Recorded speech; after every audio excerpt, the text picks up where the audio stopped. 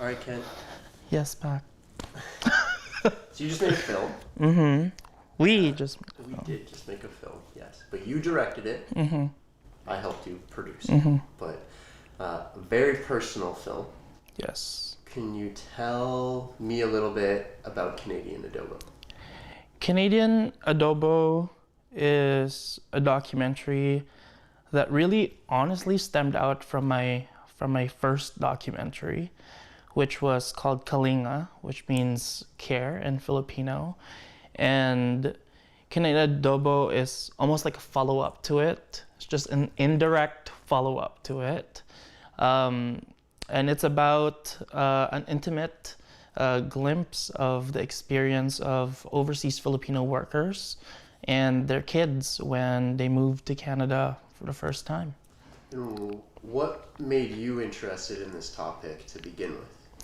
I got really interested in this topic because it's so close to home. As a son of a caregiver who was left by my mom at the age of 6, I realized how many questions I had when I was still growing up. And those questions weren't really answered because my mom just doesn't want to talk about it. And also, I experience so many other things outside of the subject matter. And when I got the opportunity to take on Kalinga the first time, I just wanted to do something so honest, authentic, and so raw, and provide a space to caregivers and nannies here in Canada. And when I did that for the first time, it pulled me closer to the community in a way where I had to face the questions I had growing up, but this time with the help of other kids and other overseas Filipino workers here in Canada. So you said your mom left when you were young. Mm-hmm. How much of that do you think has informed your filmmaking, up until this point? I think all throughout the process, the experience was something I always had to go back to. My mom leaving me at a young age allowed me to really grow and also just experience the world outside of our relationship with the hopes of understanding what she had to go through when she left me first. And making Canadian Adobo is something that I guess you could say we're digging into like a treasure chest. Think of a box of memories, and you trying to revisit that allowed me to really face my emotions head on and allow myself to also grieve and heal throughout the process. And making Canadian Adobo really allowed me to also just reconnect, not only with my mom, but also with my family, and use those, I guess, almost become an excuse to uncover our own experiences growing up, and also understand that something like Canadian Adobo or something like Canadian Adobo or the process itself had to happen for me to be able to make a film like this. I always pride myself when it comes to dealing with the stories within my community, because that's where I feel comfortable, and that's where I feel like I have everything under the sun pretty much that's accessible, because not a lot of Filipinos really talk about their experiences, let alone their personal experiences. And Canadian Adobo provided that space, that time for us to talk about things that we wouldn't normally hear in mainstream media. One of the things that you did in the film was bring together the subjects that you speak to, the both care workers and the younger Filipino people that are subjects of the film into a group therapy session. Can you talk about why you wanted to do that and what? Yeah, well, first why, and then I want to know what you got out of it. But, like, why? Yeah, I really wanted to do a group therapy in this film because it's not something that's normalized in our community. Not just the group therapy part, but I guess just the idea about talking about mental health. It's not big in our community. You'll hear in the film a lot of conversations around mental health and how it also leads to mental health problems in our community. And doing a group therapy, hopefully, is just one of the many steps that we could inspire other Filipinos to do. Because now that there are more active conversations about mental health, I think with a movie, after watching a movie like this, other Filipinos will be, and not just Filipinos, other immigrant communities will be inspired to do the same thing with the people that they're surrounded with, especially when they're surrounded by people who share the same experiences as them, regardless of the race, regardless of the cultural background. It'll allow people to just vent out something that they've been carrying all throughout their lives. And putting it in a group therapy setting was definitely challenging at first, but all throughout the film you'll see how these conversations started flowing smoothly because everybody started feeling so comfortable when they started sharing their personal experiences. Yeah, I think something you did a great job of, and that I hope the film has a chance to do, expand that work, is that when people hear their own story reflected from somebody else, and yet you feel comfortable opening up and telling your own story, and maybe being able to get advice from other people, that knowing you're not alone, you can lean on other people to find out how they've gone through it. And, so for you personally, like you said, it was a personal film, and it is, and you're in the film. You're in the group therapy session, and you tell the story about your mother, and you try to make contact with your mother, and you do have conversations with your father and your sister. But could you talk about what going through that process of actually making the film, but going through these conversations has kind of done for you over the last year and a half that you've been making it? Well, it's been a crazy ride, just like any other film production, I guess. But what's really nice about it was during pre-production, it was a lot more of emotional preparation. In the beginning of the process, I knew that the film was going to be heavy. I knew that the process was going to be heavy and emotionally challenging. But the biggest takeaway is that after the attempt of talking to my mom and telling her that I'm going through therapy, we'll see a glimpse of that conversation in the movie. But after that conversation, I actually was able to debrief with my mom and also just told her about the whole experience. It's not just about my journey in making the movie, but also my journey being a referee to my dad and my sister. It really allowed my family to communicate a little bit more. I feel like my relationship with my sisters have never been as strong today.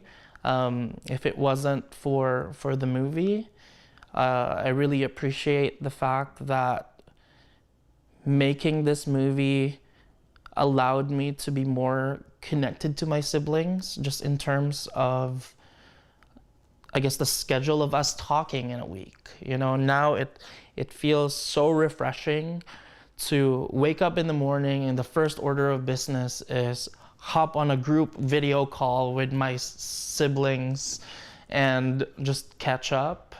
you know, like whether it's through an event that they're doing in the Philippines or just catching up about life in general.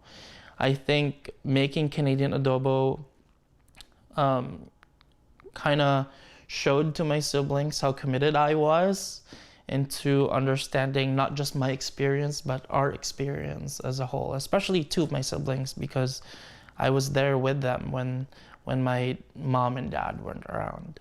And how universal is that experience? I guess how universal is it, or how common is that experience within the Filipino Canadian community? It's definitely very common. That's why it's kind of surprising that there are no movies about this, because it is very, very, very common. And not just within the Filipino culture, this is something that's so common within immigrant communities as a whole. We're just choosing to tell the story specific to the Filipino diaspora because that's where I'm most connected to. But even though we're telling it in the Filipino lens, it's something that a lot of people will easily resonate with because we tend to hear the stories of the parents. And we've heard the stories of the parents in different movies. You know, from a movie back in 2019 called Overseas and other documentaries in the Philippines as well. It's often talked about. That's why it's so normalized. But the part where kids talk about their experiences, I think, is something that I find so unique and undervoiced, for that matter. And I'm just hoping that, a lot of these overseas Filipino workers and their kids, when they see this movie, they'll see themselves reflected on the screen and hopefully continue the conversations that we have started with Kalinga. And continuing that conversation, like what else, like what kind of positive impact do you think the film can have?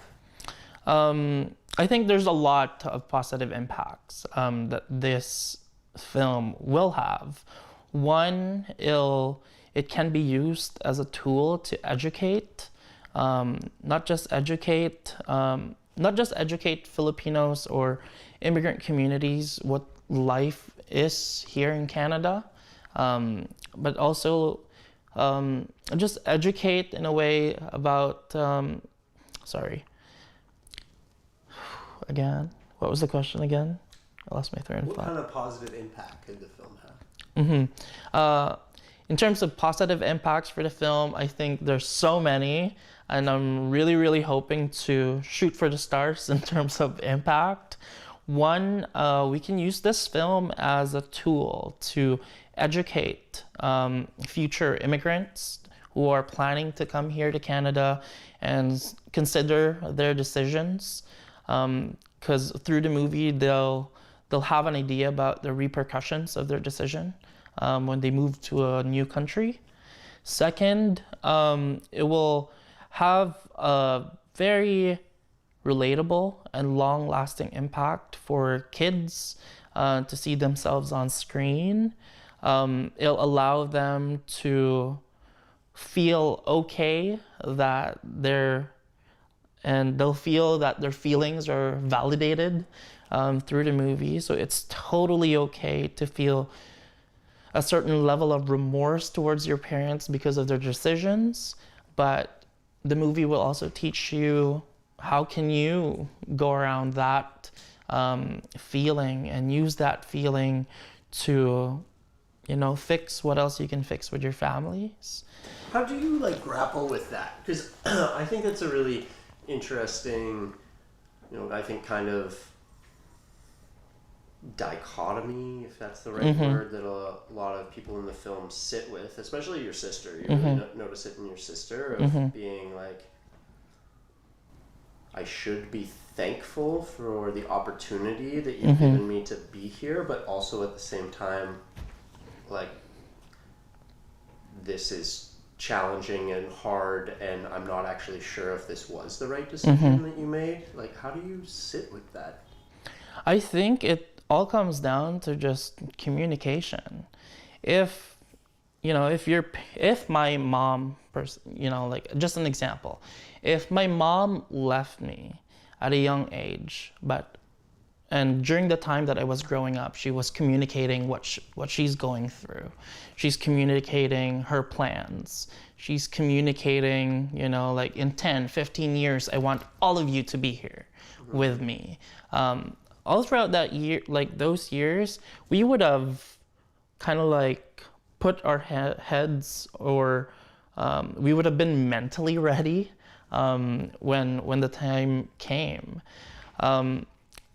But because they weren't around during the times that we were growing up, we just assume, and because we assume, the story becomes very one-sided, because there was no communication, we have no idea about what their experiences are. Then we're kind of left in the Philippines to ponder what life could be with them, and it won't really, it won't help us in terms of understanding what they're going through, because we're just at home, sitting around, growing up, going to school, only to find out that we're going to be introduced to a whole different world after moving. Right. Yeah, so I agree that there needs to be a little bit of a balance and understanding all throughout the process, but I think it really comes down to the parents. The moment they decide that they're going out of the Philippines, there needs to be a clear plan as to how they're going to keep their relationships alive in the Philippines, and not get to a point when their kids are adults and are about to move in with them, they totally don't have any idea who these people are. Right. Yeah. And one person that you connected with before we started filming, Mm-hmm. and who became a big part of the film, was the therapist Mm-hmm. who ran the group therapy session, and is Filipino and works within the Filipino Mm-hmm. diaspora and community in Vancouver. Can you talk about your guys' conversations off camera and like how that process took place? Mm-hmm. Number one, it was really challenging to look for a Filipino counselor, because there's not a lot really here in Vancouver. So in the early Why do you think that is? I think there was just a certain, it comes back to our cultural upbringing, because we're not taught about mental health in the Philippines, and we don't really have any form of education. Also, when we were in school about mental health, there's a decline in terms of interest of getting into that space. Whether you're the counselor or you're the one who's being counseled, whether you're the counselor or the patient, basically. But yeah, because there's not much knowledge around it offered in the Philippines, it's not really something that people go after when they're considering their career choices. Right. Which then would make it hard to find somebody Yes. that, if you do want to speak to somebody that's from your culture and Mm-hmm. understands that background. Yeah. Sure. Yeah. So you had a hard time finding. Yeah, really had a hard time finding a Filipino counselor. That was one. But when I found Sonia, that's when the conversation got a little bit more interesting, because I found out that this has been Sonia's mission, to connect with the Filipino community even more, and inspire Filipinos to get into the counseling room when they really have to. And yeah, like Sonia's experience was something that was a little bit eye-opening for me as well, because she validated what I was feeling, and she was able to offer a perspective that she's most familiar with. The whole family dynamic, the whole family issues, the whole family issue thing, especially with immigrant families reuniting in Canada, is something that was so common in her work. And her starting out as a volunteer, when she moved to Canada and noticing all of these problems, validated all the things that we were hearing back home in the Philippines. And that's when I knew that she was the right person to work with on this project, because she won't just become our counselor for the film, but she also knows where all of the problems have started, the root of it all. Outside of all the relationships of the families featured in the film, she knows that it's a cultural thing. And I think that was one of the biggest things that was very important to me, that she understands the nuances that came with our stories as Filipinos. And then your experience of kind of talking to her, both like through group therapy and then on your own, how has that been? It's been really good. Talking with Sonia, both in the group therapy and outside of the film. She's my she's my counselor. She is now. She's now my counselor after the film. It helped me become more comfortable with a counselor. Before, when I was doing therapy with other counselors, I tend to hold back some of the information just because I know they won't get it. And what kind of information? Just the family drama. Sometimes, I'd rather hear a counselor offer recommendations of how I can navigate all the familial problems that my family is experiencing, versus someone who doesn't really have an idea of what a family dynamic is of in a Filipino setting, would just keep asking me, how did that make me feel? So how did it make you feel? But it did. Instead of just asking me how it made me feel, how certain decisions made me feel, Sonia just puts in inputs, would help me even contextualize some of the things I'm experiencing with my family, that also helped, clarify some of the things that we're going through. She was able to really break it down to me, how this all started, and then sit down on the conflicts of, okay, this is what you're experiencing, and then offer recommendations. Okay, because you're experiencing this is how you can navigate this. Or she could be like, oh, I know another family who's gone through this, and this is how they did it. It's not like she's offering me a formula that would then suddenly fix my family. That is not the case. But because she's working closely with the community, she offers recommendations based on real life experiences of the other people that she's working with as well. At the end of the film, spoiler alert, but at the end of the film, you tell your mom that you're going to therapy. And it seems like in that conversation, she's a bit like, why? Yeah.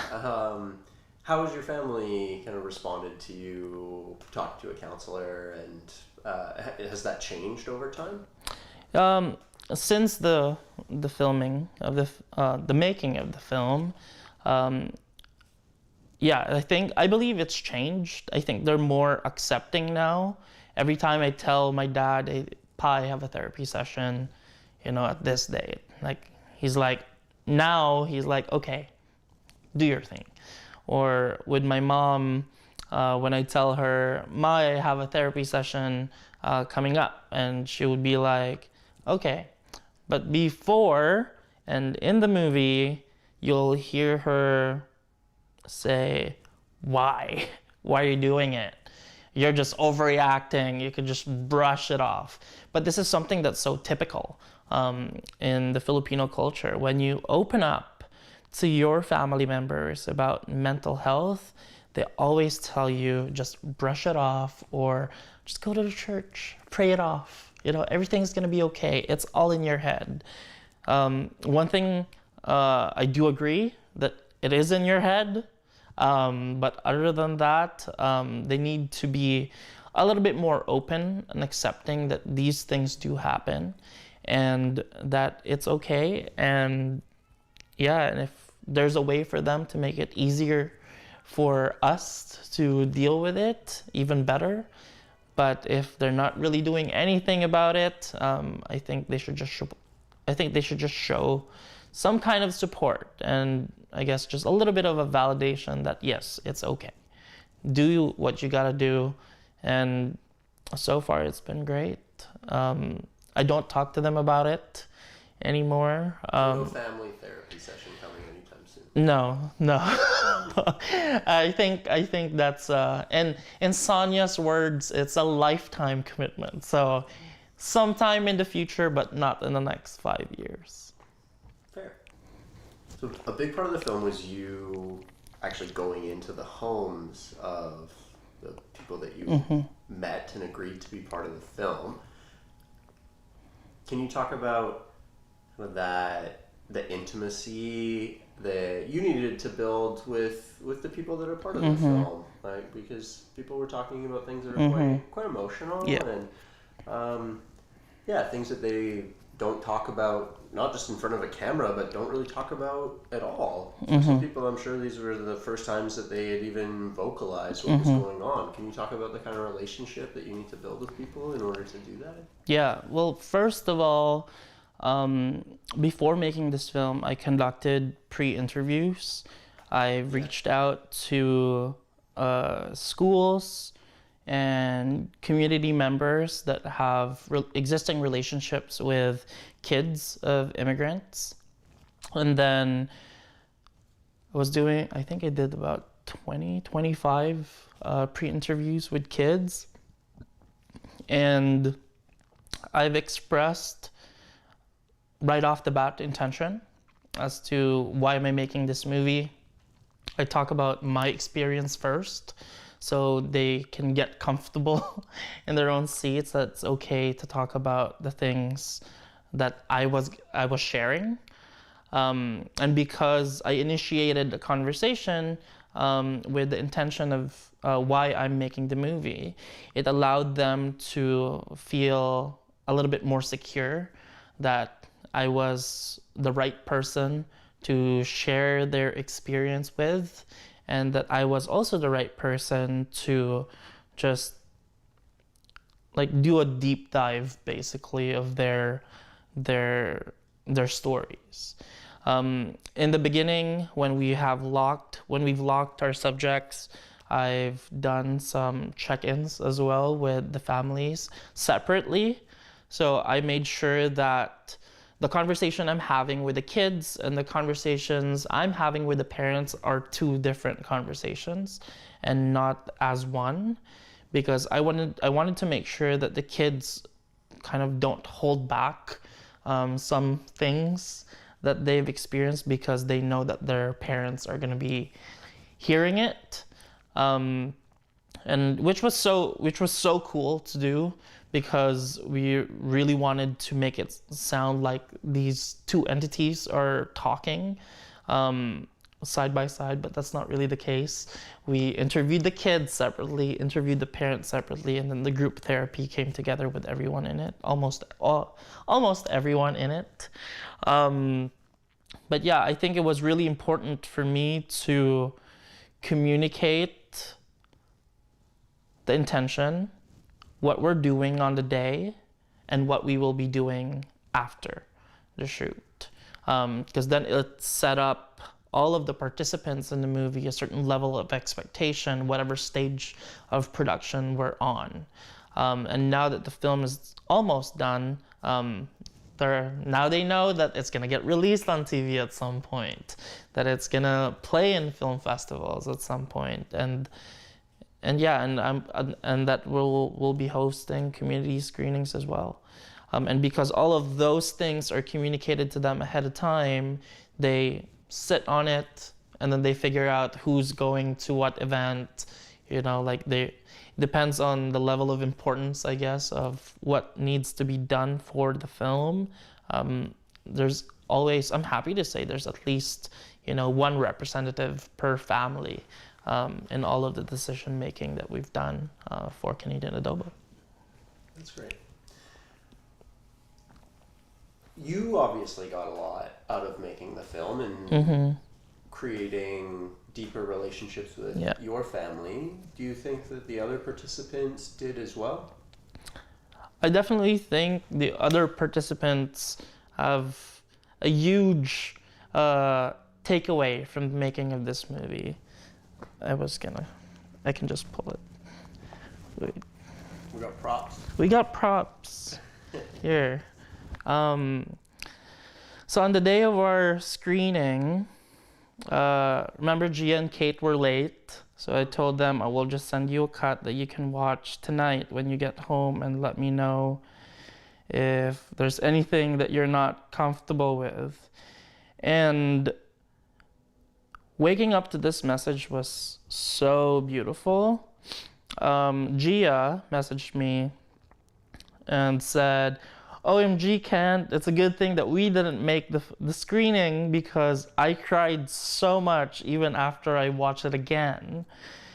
Congratulations on the documentary film, and thank you so much for putting me and Kate in it. It's good, and we hope that you'll be able to help more people just like how Kate and I were helped by the movie. It's something that it meant so much to me. That's why I've been so vocal about my idea of success now when it comes to making a movie. Messages like that from one of my participants just reminds me of why I made this movie in the first place. That it was never about getting into a film festival. It's never about winning an award because of the movie. I think all of those things are great. Don't get me wrong. I think we should have more festivals. We should receive all the awards. But I see those things now as bonuses. And the real reward for me is getting messages like that. I remember making Kalinga and a random stranger would message me on Instagram and say, hey, I watched your movie on Air Canada and this is how I felt and I'm thankful that you made that movie. And then they start referring or recommending the movie to some of our community members here in Vancouver as well. And I think that's the kind of takeaway. I think not only me, but also the other families featured in the film was able to get during the process, because all the families that we've featured, other than my family, has already addressed their issues.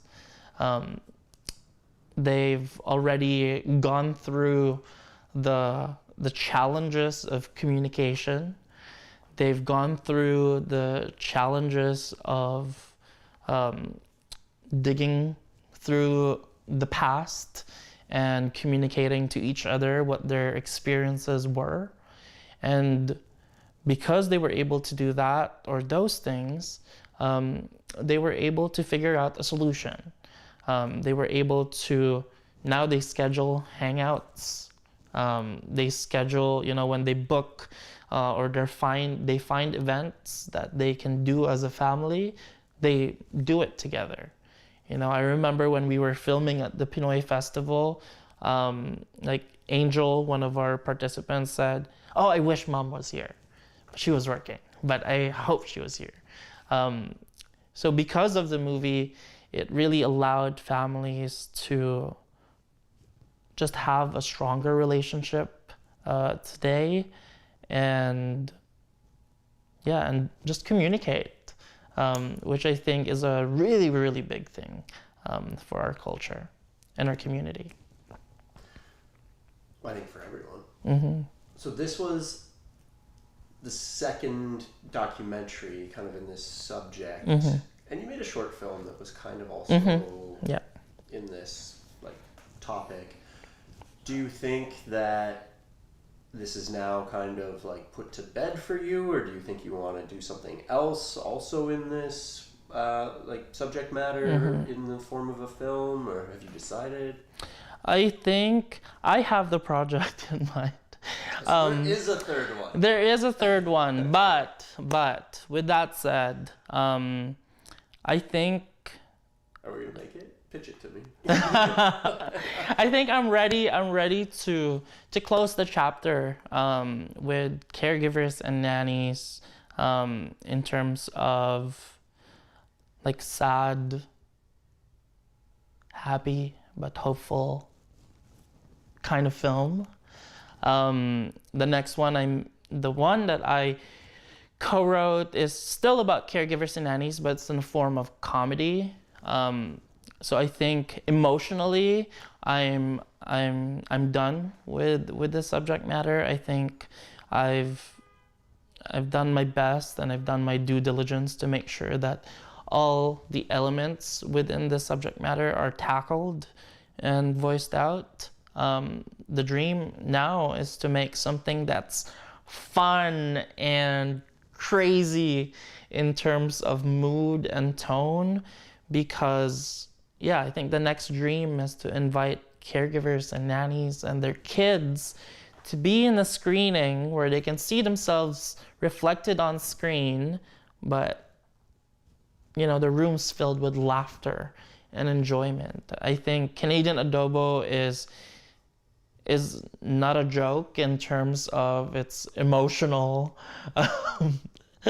the emotional capacity that there's a couple laughs in it. Yeah, it is mostly there's giggles here and there in the movie, but I think movies like Canadian Adobo need to get made for us to confront those emotions.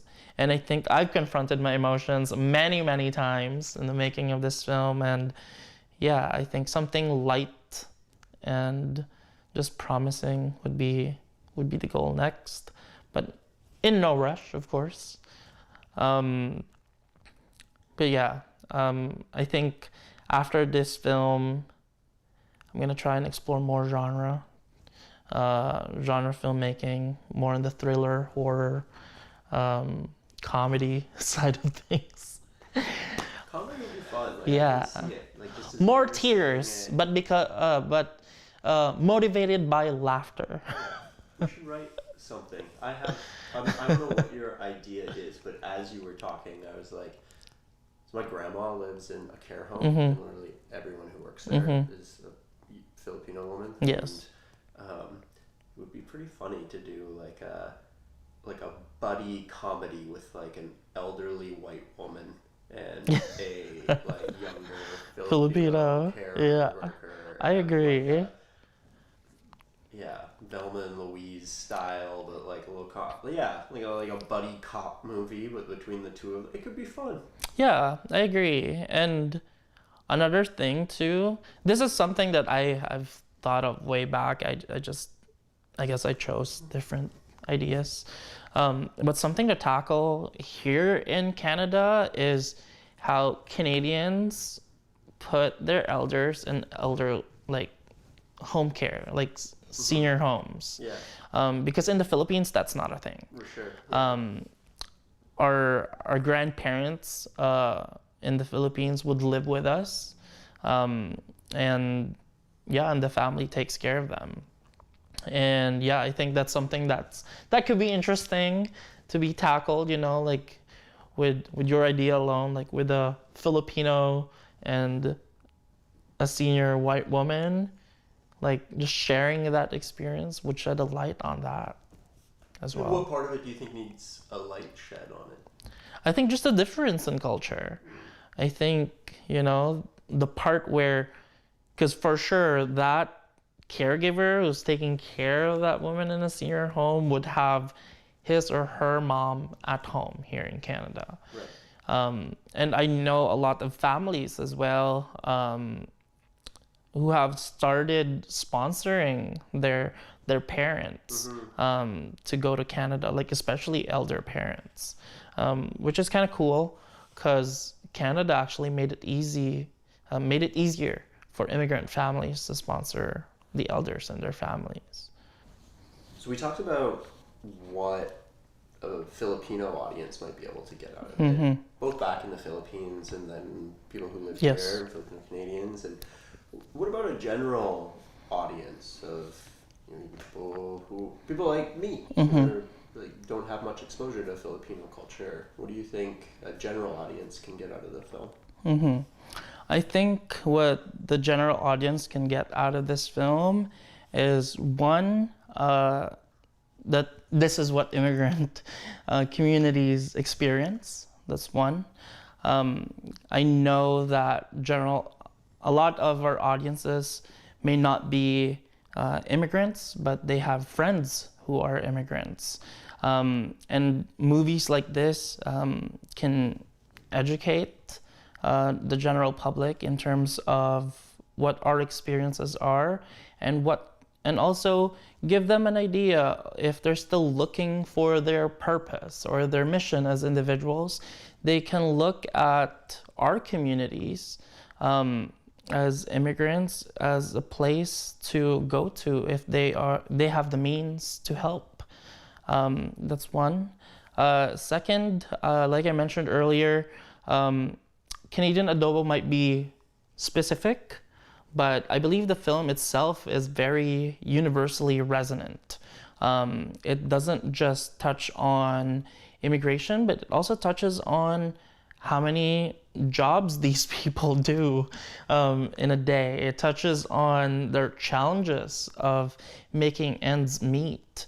And also, it tackles the idea of depth of gratitude, where you feel like you owe someone something for raising you, and it also teaches viewers to be grateful. I think Canadian Adobo really sheds light on the importance of family, and to whoever's watching who was born and raised in the idea of a perfect family, it'll allow them to feel grateful in a way that hopefully after watching the movie, they'll pick up the phone, call their moms and dads, and just say thank you, because their parents didn't have to make a hard decision like the people we've featured in the film to raise them properly. I think that's the biggest takeaway is, like really looking at whatever chaos we're surrounded with and seeing the silver lining amidst all the chaos and just be grateful. Yeah. Definitely at the end of the film, it does give me a sense of gratitude for, being here. And also too, like, I think no matter, obviously the participants in the film have a different experience in being a new immigrant to Canada, coming from, a country that, I think the typical Filipino overseas worker experience is that you're coming here to work your butt off, to make money, and you're kind of starting from zero, right? Yes. So I'm not saying all immigrant experiences are equal, but in that experience, but it does give me, I'm grateful for my parents just working their butts off in their own way in order to create a good life for me and my sister. It might have not been an immigrant experience. So I do think there's universal themes there, yeah, exactly. right? That you can just have that level of respect for your parents. And they made sacrifices and they made decisions that were going to give you as a child a better life and more opportunities. And there's trade-offs for that for sure. But I think you're right. I think the stories you tell when the people that are included in the film are specifically Filipino, but that it is a universal story and Yeah. experience. And again, if it's not, there's trust fund babies out there, but but that I think we all, or most of us, have friends that to just understand their family's experience more is huge. And also we've known each other for like long time. 5, 6 years. 6 years. And I didn't know that about your Yeah. mom. I mean, it's not something that you like wear on your forehead, being Yeah. like, and I'm really proud of you for opening up in the way that you have in the film, especially. Like, you can tell it's quite emotional for you, and there's a lot there to unpack, and yeah, you really went for it. I did. Oh my God. Oh, thank you, Matt. Yeah. But also, I feel like I've gotten to know you a lot better through not just the process of making the film, but even if I was just to watch the film, like, I'd be like, wow, I didn't know that about Kent. That's Yeah. Like, yeah.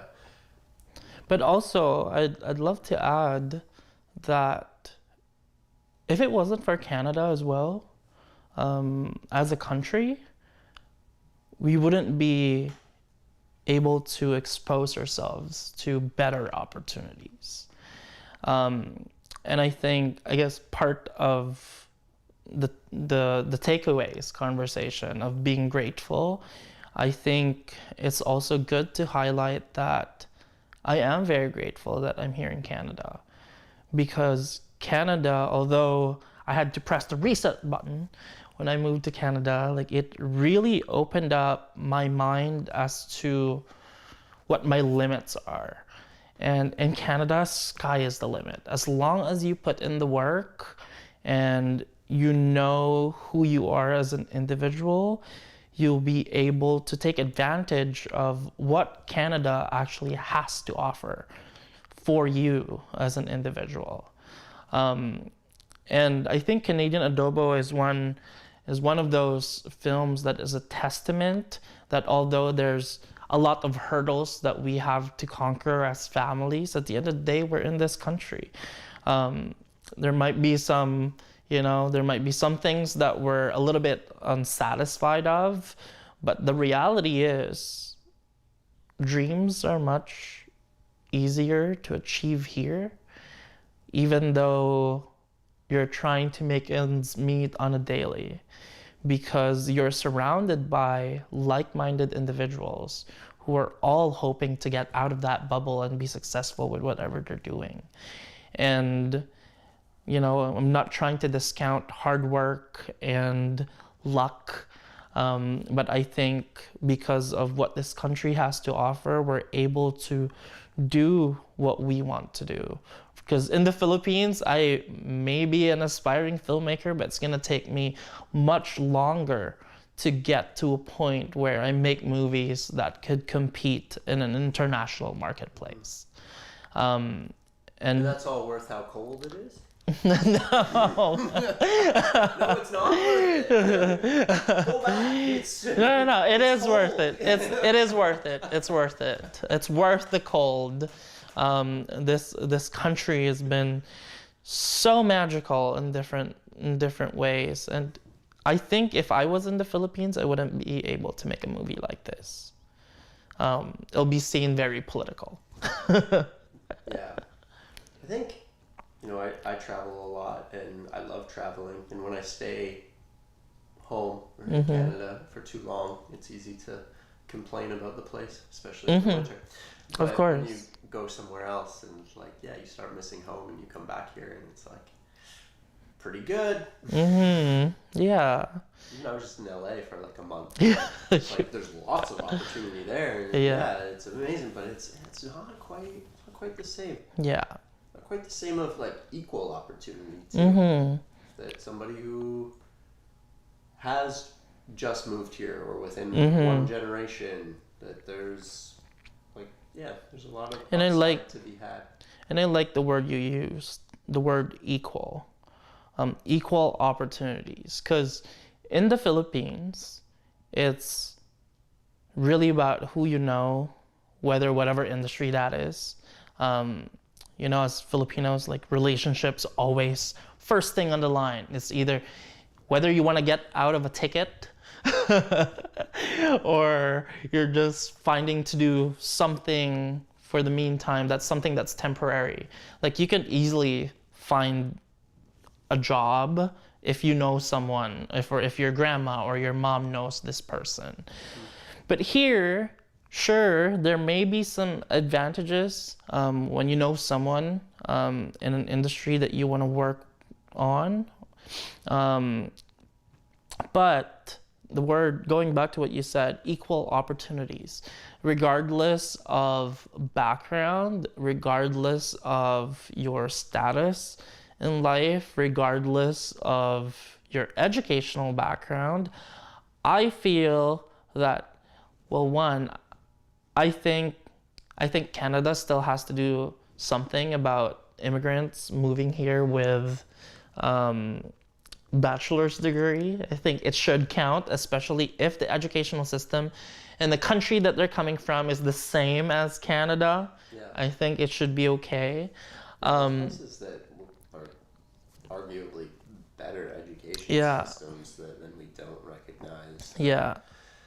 The qualifications, which for sure, it's not a perfect place. Yeah, it's not a perfect place. And it's still gonna be hard. Like, let's not oversell it too. Yeah. People are watching. Yeah, not over. Yeah, because we have, like we are facing challenges here in Canada, and I think the reality. It's hard to pay rent. Yeah, it's hard to pay rent. Things are expensive, but at the end of the day, these are things we have to pay for if we're going to be living life comfortably.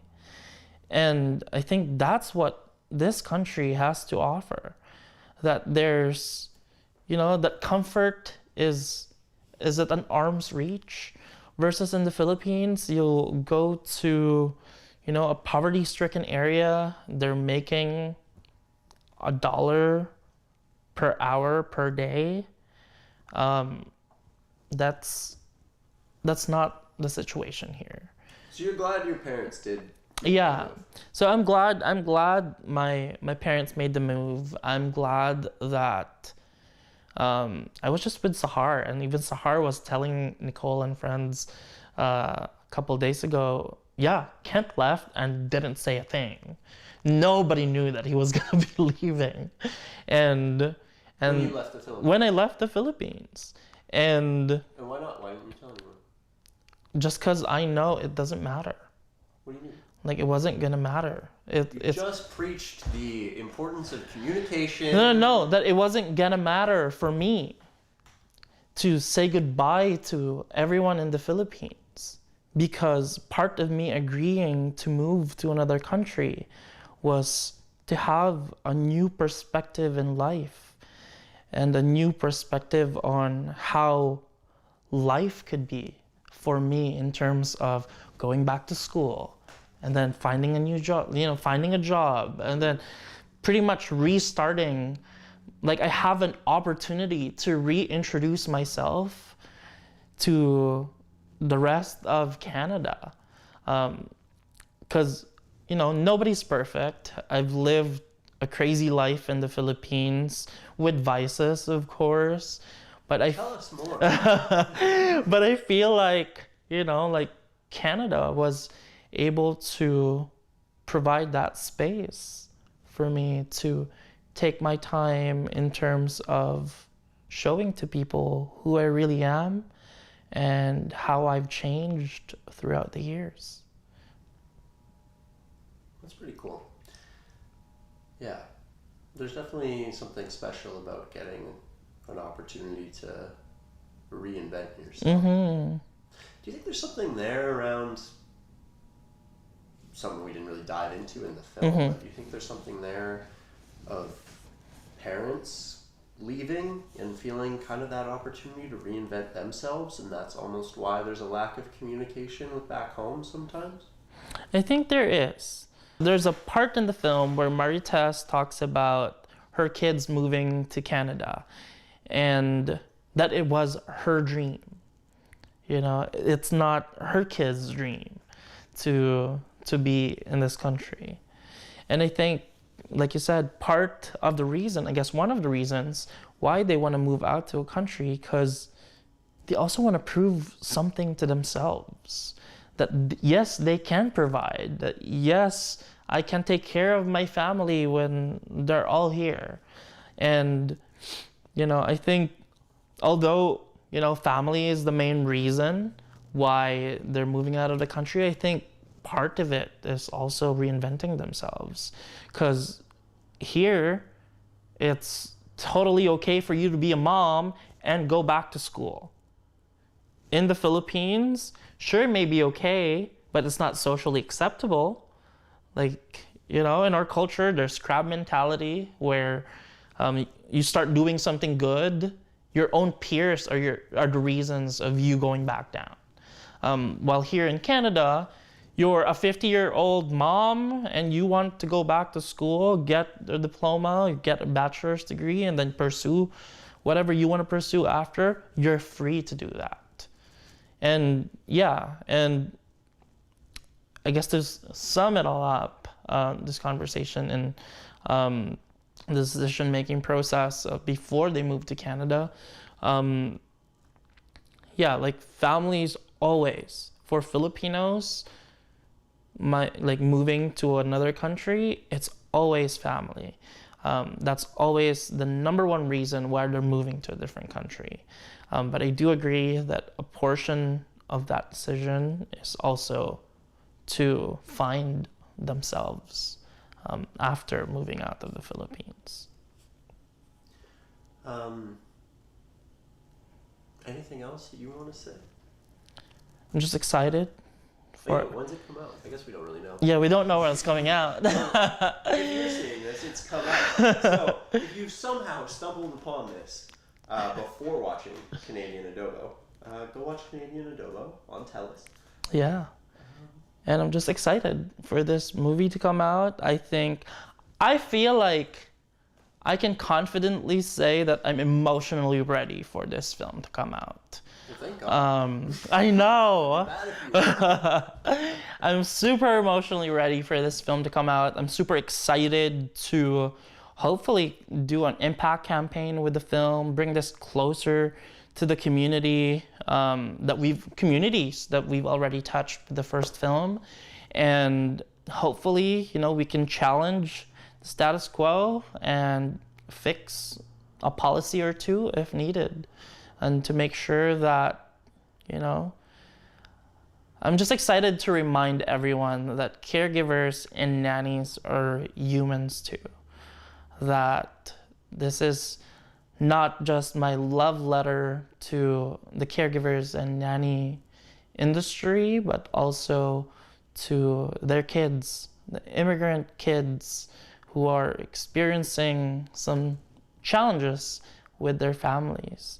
That it's totally okay to feel whatever way you're feeling towards your parents.